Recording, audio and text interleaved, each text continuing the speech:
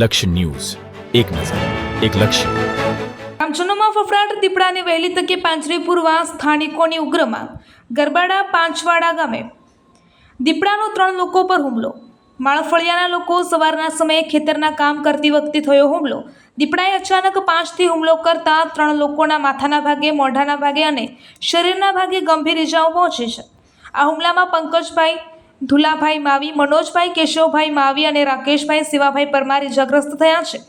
ગ્રામજનો દ્વારા તમામ ઇજાગ્રસ્તોને સારવાર માટે ઝાયડસ હોસ્પિટલ ખાતે ખસેડવામાં આવ્યા હતા. ઘટનાની જાણ વન વિભાગને કરાતા તેઓ પણ ઘટના સ્થળે દોડી આવ્યા હતા અને આગળની કાર્યવાહી હાથ ધરી હતી. ગ્રામજનોની માંગ છે કે વન વિભાગ દ્વારા આ હુમલાખોર દીપડાને વહેલામાં વહેલી તકે પાંજરો મૂકી પકડીને અન્ય જગ્યાએ છોડવામાં આવે તેવી ગામ લોકો દ્વારા માંગ કરવામાં આવી રહી છે.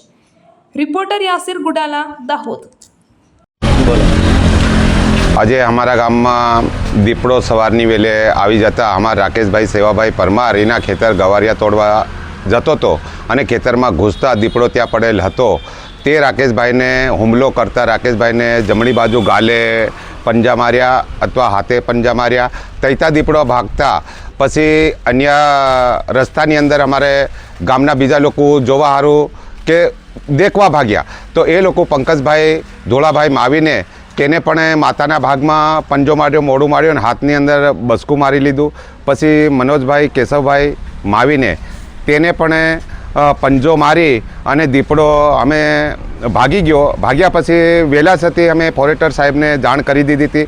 એ લોકો પણ આવી ગયા હતા, પણ દીપડો કોઈ જગ્યાએ લોકોને દેખ્યા ઠામ બેઠો નહીં અને ભાગતો ભાગતો હુમલો કરતો જાય અને ભાગી ગયેલ છે.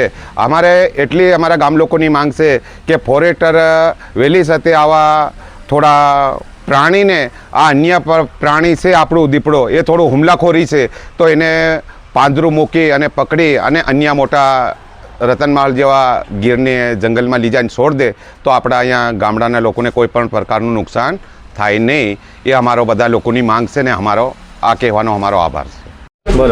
આજ રોજ તારીખ 17/5/2026ના રોજ ખેતરની અંદર કામ કરતા ત્યાં દીપડો આવેલ હોય ને દીપડાએ 3 જણને ઇજાગ્રસ્ત કરેલ છે અને એ લોકોને નજીકની PSC પર લાવવામાં આવ્યા હતા ને ત્યાંથી ઝાયડસની અંદર રિફેર કરવામાં આવ્યા છે. એની જાણ ફોરેસ્ટ ખાતાને કરતાં ફોરેસ્ટ ખાતું પણ આવી ગયેલ છે અને દીપડાને પકડવા માટે પાંજરાની વ્યવસ્થા મૂકવામાં આવે એવી અમારા ગામ લોકોની માંગણી છે.